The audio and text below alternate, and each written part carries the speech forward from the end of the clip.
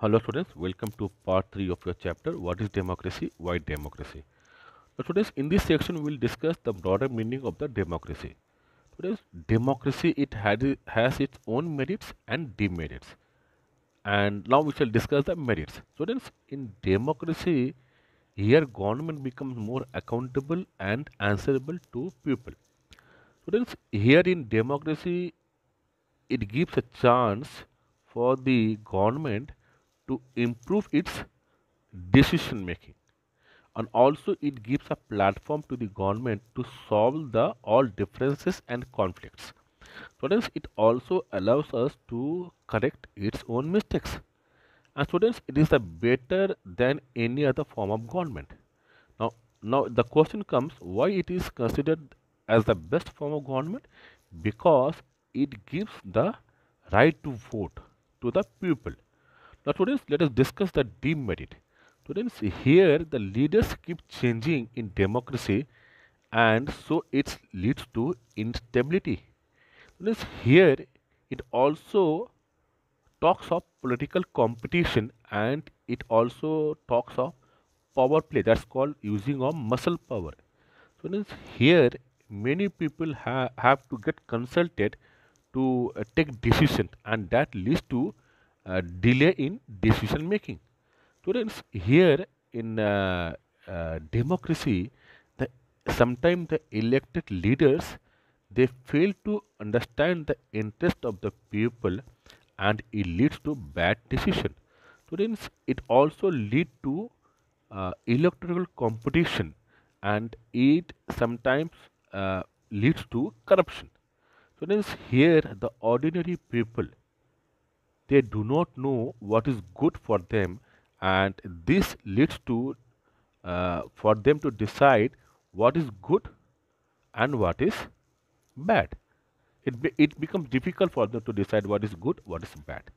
Now, students, when you talk of broader meaning of democracy, is nothing but we use the word called representative democracy. That is the people using their right to vote elect their representative, and this representative they make the government, and this government they make the policy, they make the law for people's welfare, to protect the people's interest. Now students, there's a question, why in democracy majority of people rule through their elected representatives? We can take the example of India.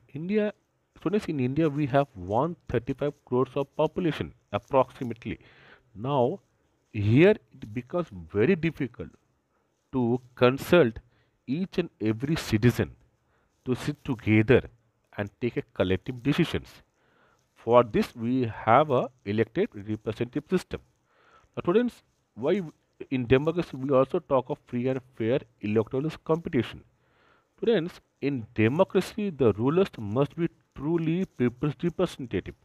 That is, the rulers should be elected through election. And election means it should be free and fair. And what is free election? That everyone gets an equal right to vote. Now, students, here in election, nothing but where people vote without any fear and threat. And what is fair election? A fair election is one where all those persons who are currently in power, they also have a fair chance of losing.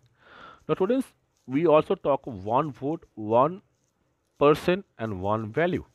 What is that? That is called all adults, universal adult franchise who attain the age of 18 years have the right to vote without any discrimination based on sex, color, race, caste, or class. Each person can cast one vote, and all votes are counted. Students, when we talk of rule of law and respect for rights, we talk of the four pillar of democracy. That's called legislature, which makes the law; executive, which implements the law; judiciary, which checks the law; and media, nothing but public opinion. Students, now here the state means the government has a duty to protect the citizens' fundamental right given by the constitution. Now, people should free to think, should have their opinion, and people can express their views in public. They can form the association, and they can also protest. This is all the right of the citizen, and government have to make sure that these all rights are properly being protected by the government, so the public interest also get protected. Now students, now we discuss about the summary.